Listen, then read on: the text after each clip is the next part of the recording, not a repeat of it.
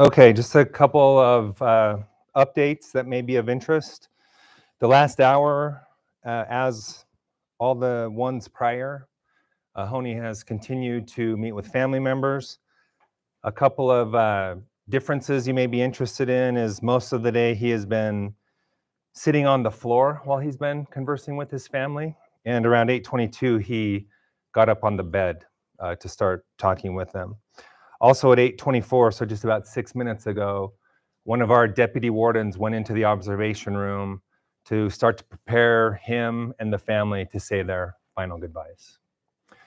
It is also my understanding from some reporting we've seen that the 3rd District Judge denied the request for an injunction over the free speech zone. With that being said, I'll take any questions. You say who specifically he's meeting with now, his last people? The same family members. So specifically, that would be mother. What's that? So they are all still there. So that would include mother and father, daughter, 3 sisters, a cousin, brother, 2 cousins, and a brother-in-law. So are they just rotating? Yes. Mm-hmm. They've been essentially rotating in groups of 2 throughout the day. Has there been any reports of tears or crying? Not that's been brought to my attention, no. I would imagine now that the reality of the final half hour is sinking in, that could potentially change. Can you talk about that reality in general of the final hour here as we get closer? Sure. I think you all would probably be in the same boat we are. You take a look at a situation like this and you don't really believe it's going to happen until you get to this point. So I think a lot of us in this room are probably having that same feeling of here we are, and even though we've known it has potentially been coming, it still feels a little different to be here and to be just hours away. Can you describe what was the nature of the injunction that they sought? What was the relief that they sought that was denied by the judge? So my understanding, and I have not personally read the lawsuit myself, but they were essentially seeking an injunction to be allowed to be closer to the facility. I had heard earlier that they were potentially seeking an injunction to delay the execution, but I didn't personally see that in the lawsuit.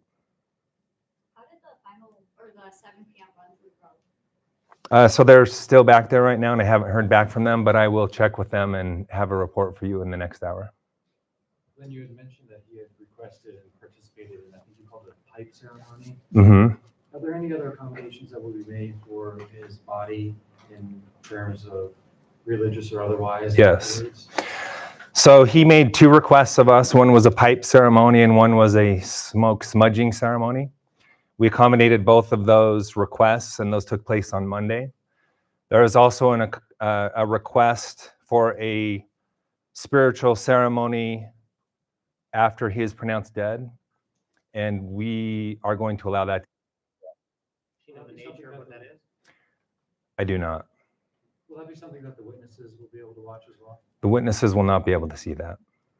Will that be something- So essentially what will happen is curtains will be drawn. After IV lines are established, curtains will be drawn. Mr. Honie will be given his opportunity for any last words. The command will be given to execute him. The drugs will be pushed.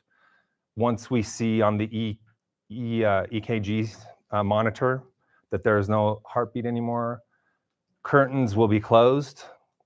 And then that's when the family will come in and be allowed to do that spiritual ceremony. And then the ME will take over from there.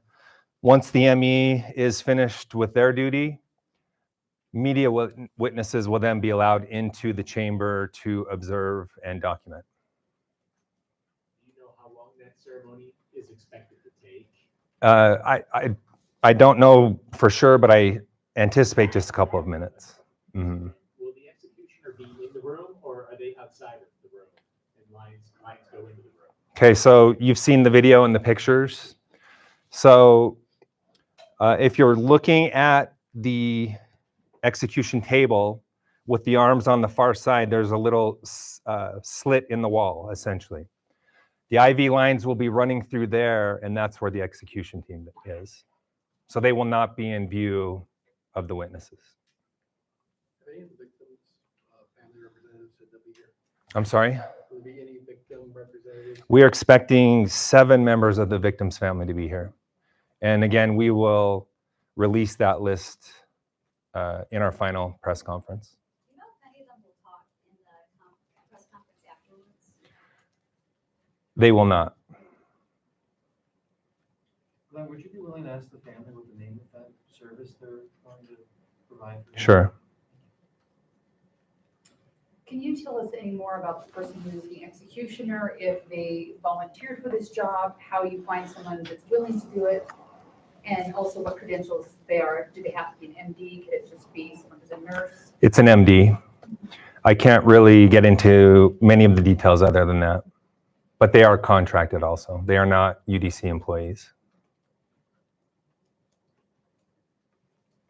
Have they done one of these before? I can't answer that.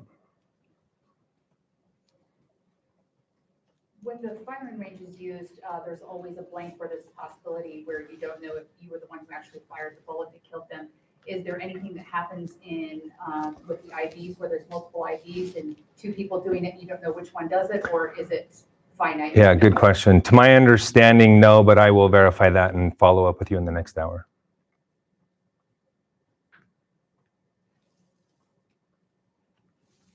All right. And then I just wanted to mention too, since our last update will be at 10:30, if anything significant does happen within that hour, I'll make sure to let you know about that. Thank you.